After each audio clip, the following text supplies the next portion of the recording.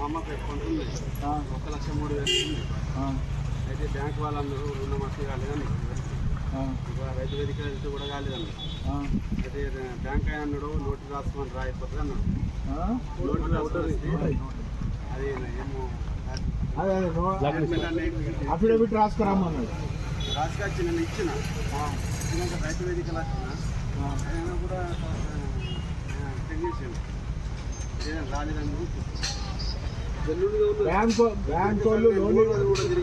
వాళ్ళు నీకు లోన్ ఇచ్చారు, అన్ని కాయిదాలు తీసుకోండి. అచ్చా జన్నుగా ఉండదు సార్.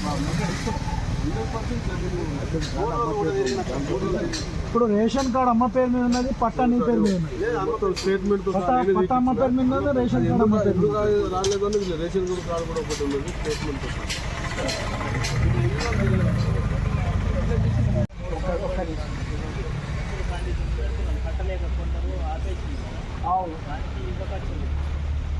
మరి ఇప్పుడు ఈ ప్రభుత్వం వచ్చేట్లు అప్పుడు ఏమన్నారు, మీరు ఓలు కూడా కట్టకుండా అని అన్నారా లేదు? మరి ఓలు కట్టద్దు అన్నాక కట్టడానికి మాఫీ ఎట్లా వర్తించదో, ఏదైనా పెండింగ్ ఉంటే దానికి అడిషనల్గా కేటాయించి మాఫీ చేయాలి కదా.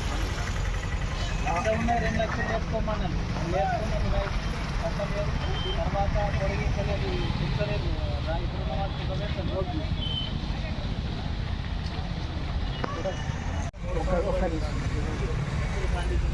కట్టలేక కొందరు ఆపేసి మరి ఇప్పుడు ఈ ప్రభుత్వం వచ్చేట్లు అప్పుడు ఏమన్నారు, మీరు ఓలు కూడా కట్టకుండా అని అన్నారా లేదు? మరి ఓలు కట్టద్దు అన్నాక కట్టడానికి మాఫీ ఎట్లా వర్తించదో, ఏదైనా పెండింగ్ ఉంటే దానికి అడిషనల్గా కేటాయించి మాఫీ చేయాలి కదా. 2 లక్షలు వేసుకోమన్నాను, తర్వాత పొడిగించలేదు, ఇచ్చలేదు.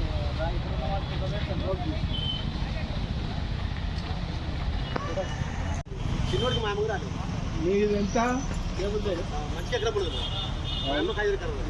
ఎన్ని డబ్బులు మొత్తము అందరి పేరు మీద ఎన్ని ఎకరాలు? నలుగురా? రేషన్ కార్డులు ఎలా ఉంది సార్? మా అమ్మ తమ్ముడు 7 లక్షలు అయితే మాది లక్షలు మళ్ళీ 7 లక్షలు కావాలి కదా పోలేదా. అయితే ఇప్పుడు వాళ్ళ మా తమ్ముడు ఏమంటున్నాడు అంటే అమ్మ వాళ్ళకి 5 మాకు ఇంత కాలేదు. చిన్న తమ్ముడు అమ్మ ఉన్నాడు కదా, గొడవనే కదా మాకు కూడా రాలే కదా. అంటే మనం రుణమాఫీ ఇచ్చి మనకు పంచాయతీ పెట్టి మన ఒక్కింట నలుగురికి ఇద్దరికేమో మాఫీ వేసి ఇంటిద్దరికి మాఫీ చేయకపోతే గొడవ మన మధ్యలో వచ్చింది. ఏం పేరే? ఎవరు?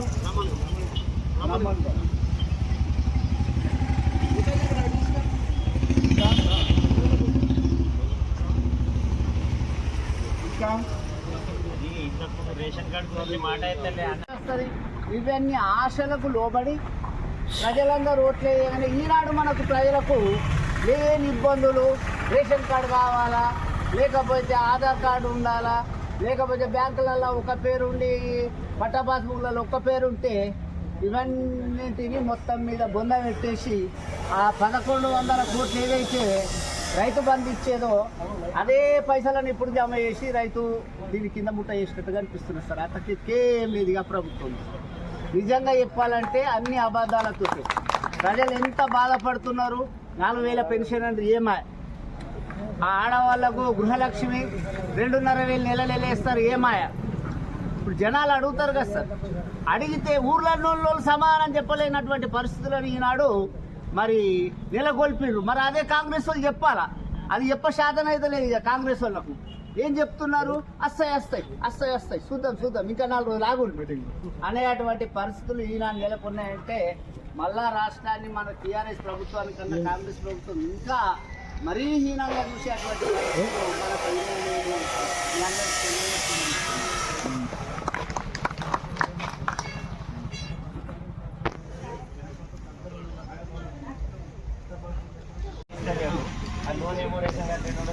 ఇప్పుడు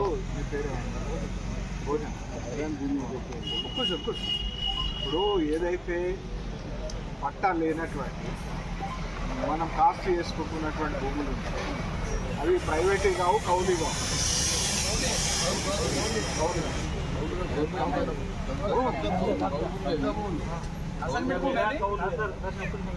ఇప్పుడు నేనేం చేసిన సార్ కాక దగ్గర 4 ఎకరాలు కొనుక్కున్నా, నేను పట్ట చేసుకోలేదు, కబ్జా ఉండి కబ్జా మీద అయింది, పట్ట కాకపోయి మిగిలినది కబ్జా కాలంలో నేను లోన్ తీసుకున్నా, బ్యాంక్ నాకు లోన్ ఇచ్చింది.